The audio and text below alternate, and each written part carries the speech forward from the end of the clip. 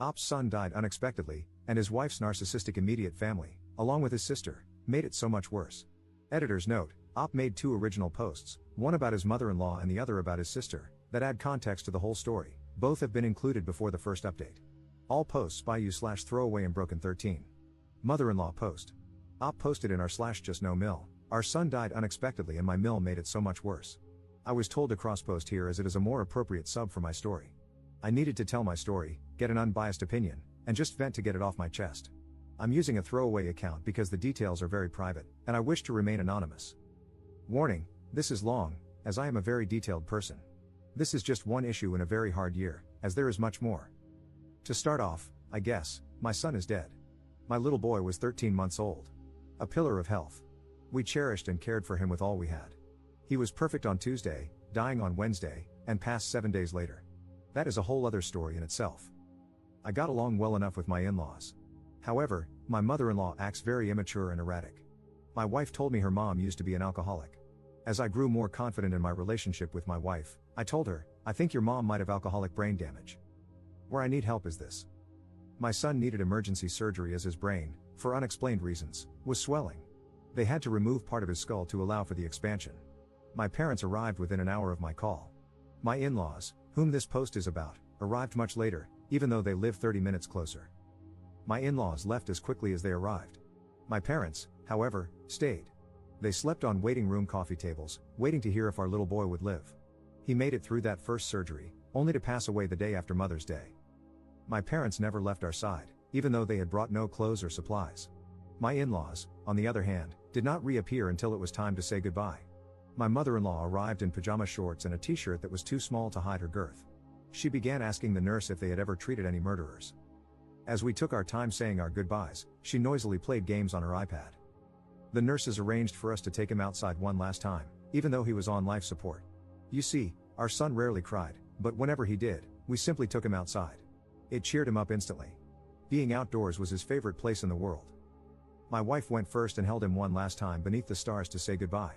Before I even had my turn, my mother-in-law asked us to hurry up. I was furious. I told her in the calmest voice I could muster, leave. I meant for her to go home. She took it as permission to go inside. She stopped to clarify, and I just said, go. We brought my son back inside, and they disconnected him from the machines that kept him alive. It was the hardest thing ever. I have been diagnosed with depression, severe anxiety, and PTSD, and I am on antidepressants as a result. While we were waiting for him to pass on, he slowly started turning gray. My mother-in-law decided to clean up his hospital room. The problem with that is, as you know, she wasn't there, so the stuff she was throwing out was our paperwork from the social worker for grief support, etc.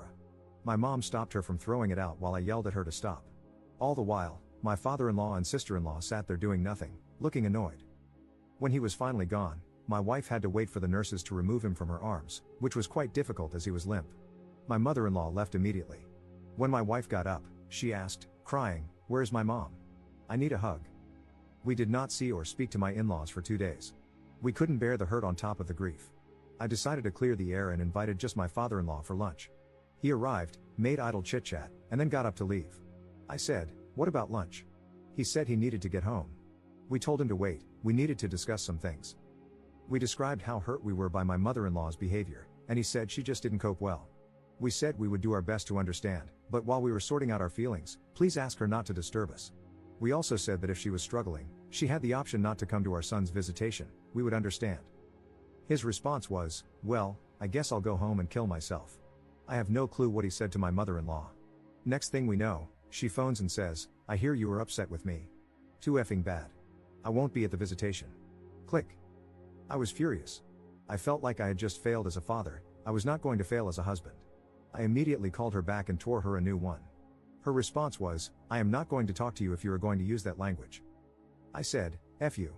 You don't get to swear at my grieving wife and then claim some kind of moral high ground." She hung up on me. She immediately phoned my wife, who had said and done nothing at this point. She called my wife a effing beach and hung up. Then she began calling us every 2 seconds. Then she started sending threatening texts, saying she would harm us. I called my father-in-law and told him to get things under control or I was calling the police. He begged me not to call the cops and took away her phone.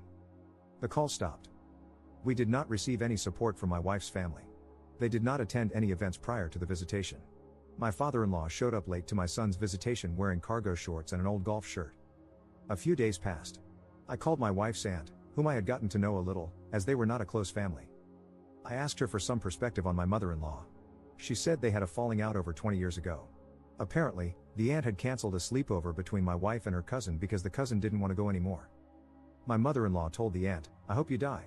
She then drove over to their home, knocked on the aunt's door, and told her again, face to face, "I hope you die."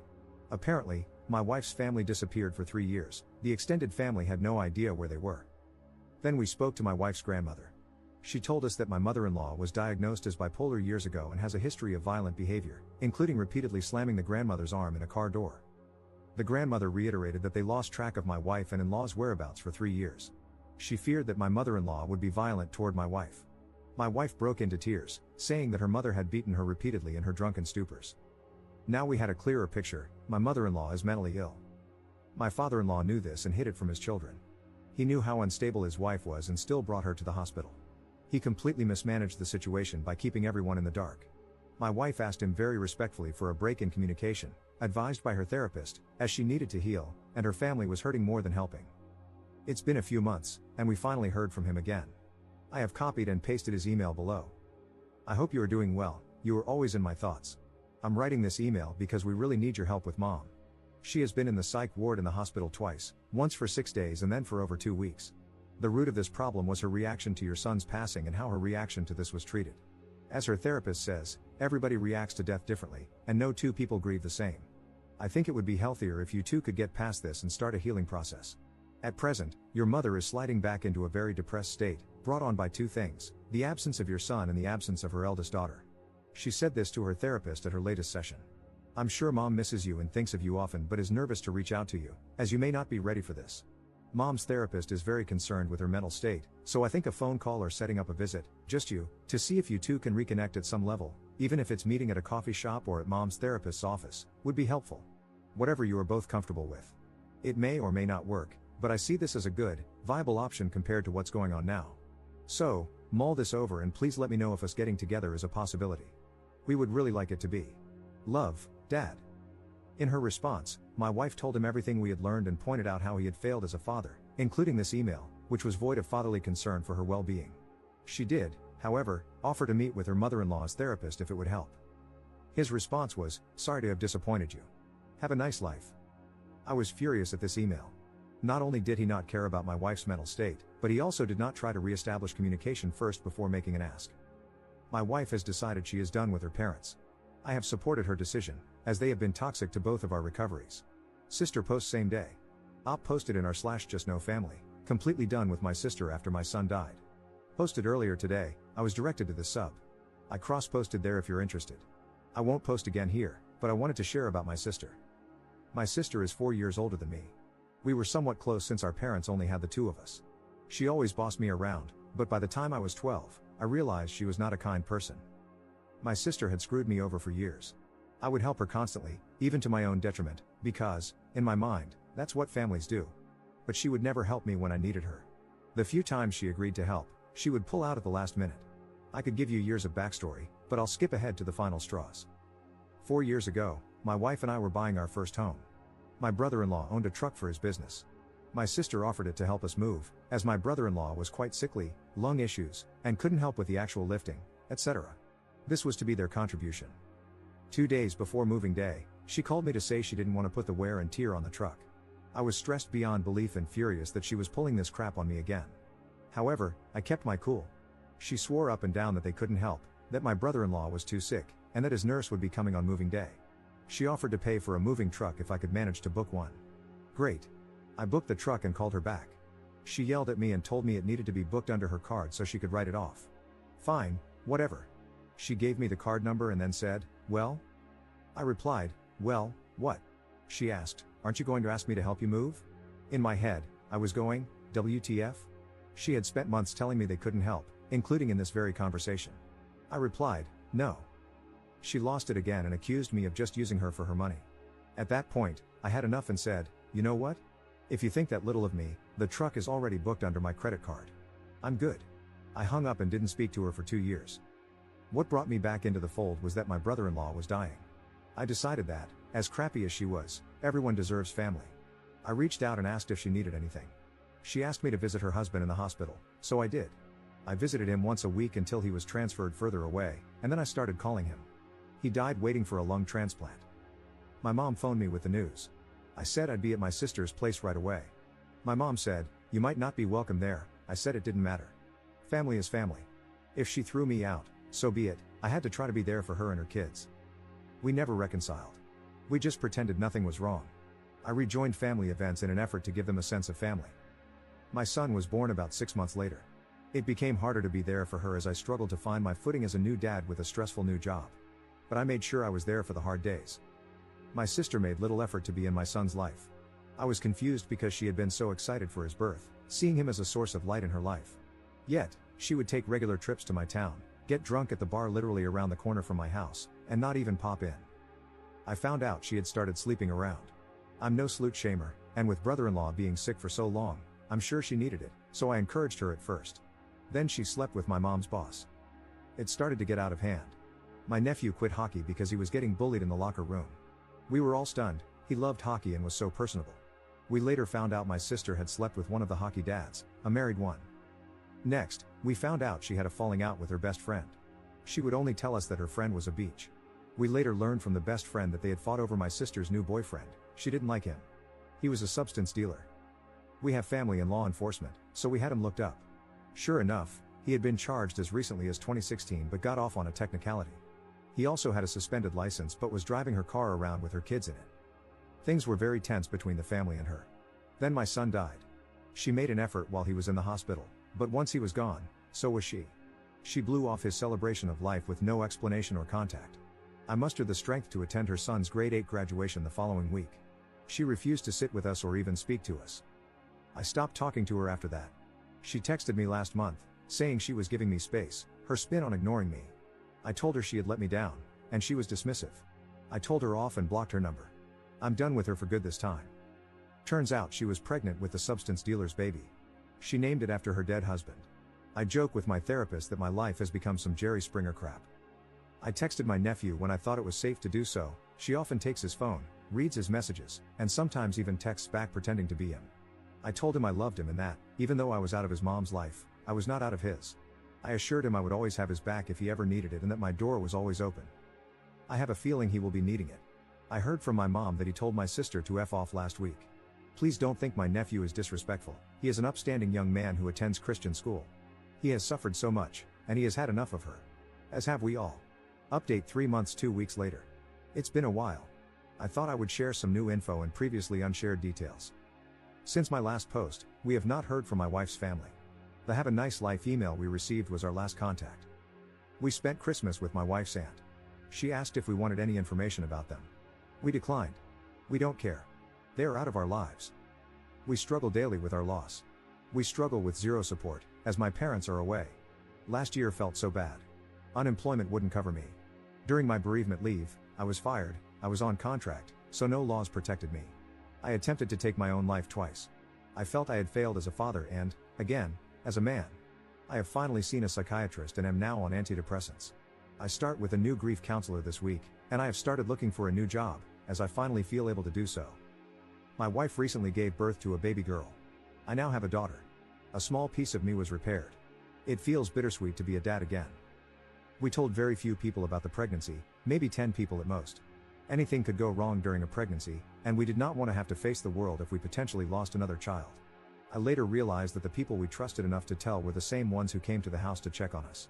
It's difficult to hide a pregnancy when people physically see your wife getting larger. I mention all this because my sister chose to stop talking to us, so naturally, she did not know about the pregnancy. The day my daughter was born, I told my nephew about it. I love him too much to make him feel alienated. I guess he told his mom, and she was furious. No idea why, other than the fact that she is a narcissist who hates not being the center of attention. She called and berated my parents. Meanwhile, her substance dealer boyfriend texted me, telling me how crappy my parents and I are. I responded by texting, "My son is dead. My daughter was just born. Is this the man you want to be today?" He called me a retard. I told him to stay classy and blocked his number. I should mention that my sister and her substance dealer boyfriend also had a baby last year. They didn't tell me about it. I'm confused by the double standard. My sister spent the first week of my daughter's life phoning everyone we knew, those she was still in good standing with, demanding to know if they had known about the pregnancy. Of course, since we had kept it a secret, they all said they didn't know. That was the last I heard from her, though I doubt she'll stay quiet. My sister-in-law, whom I have yet to talk about, unblocked us on social media. I can only assume this was to try to glimpse pictures of our daughter. She also sent us a baby gift with no return address. I believe she did so to force us to open it before seeing who it was from. We have since donated her gift to charity, as we want nothing to do with her. My wife wants zero reminders of her family around. I do not know if my mother-in-law knows about my daughter. Her mom, my wife's grandmother, asked people not to tell her, as it might disturb her mental health. Second update 11 months later. Hi everybody, it's been a while. Got a lot to update you on. I guess we'll start with me. I have been in the care of both a counselor and a psychiatrist. I seem to be on a good balance of meds for my depression and anxiety, and I have been feeling a lot better lately. Thanks to my psychiatrist, I was approved for disability, so I have some income now. Because of this, we decided that my wife should return to work while I stay home to watch our daughter. I have been a stay-at-home dad since September, and it's been going well. My daughter is now older than my son was when he died. We continue to have zero contact with my mother-in-law and my wife's entire immediate family. However, my wife's aunt has been very supportive. I've become a lot more insightful about the toxic nature of my wife's family relationships, thanks to all of you. My wife attended grief counseling for our son, and today, she started counseling to deal with her family issues. She came home pretty happy, which was encouraging to see. Now we get into the real drama, my sister. My sister definitely has NPD, and coming to terms with that has helped me immensely. I realize now that my sister is incapable of loving me the way I deserve. She is still with the substance dealer, and they are now engaged. My eldest nephew is almost 16. He got a full-time job and is on the basketball team. He uses these as excuses to never be home. Some recent issues have come to light. They have been physically and verbally abusing my 13-year-old niece. They have kicked and slapped her. They have bound and gagged her with duct tape. They call her SLT and a CNT on a regular basis. Their reasoning for this is that she socializes primarily with boys. What they fail to understand is that she socializes with boys because she is as immature as they are. She does not like to gossip with the girls her age. She prefers to play soccer and tag with the boys. My niece met a Lebanese boy through a church meetup.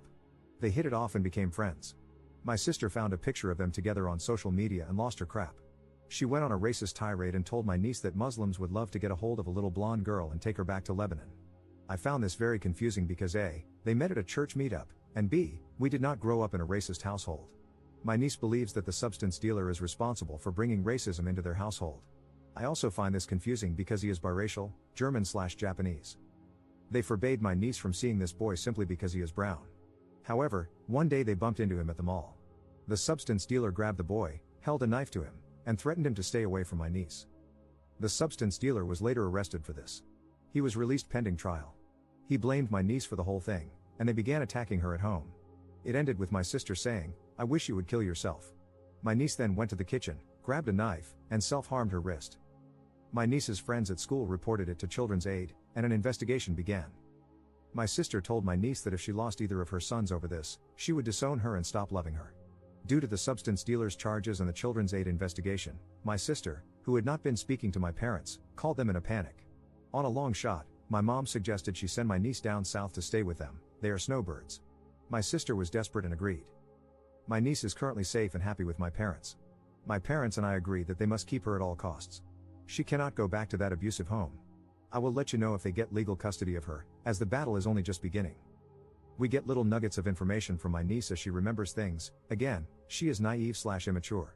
She says the substance dealer gets high, and when he is high, he becomes paranoid. He gets a machete out and sits with it. He often forgets it and leaves it lying on the couch for the toddler to find. I had to ask my niece something I already knew the answer to in my heart, but I needed to hear it. She told me that she and her older brother did not come to my son's celebration of life because my sister kept it from them. My niece and nephew still love me, but their mom has kept them from me.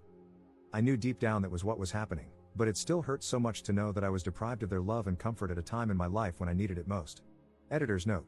Op has a final update posted 3 years 3 months after the last update I just covered, but his post was deleted too fast for it to be archived. Op has not posted anything else since.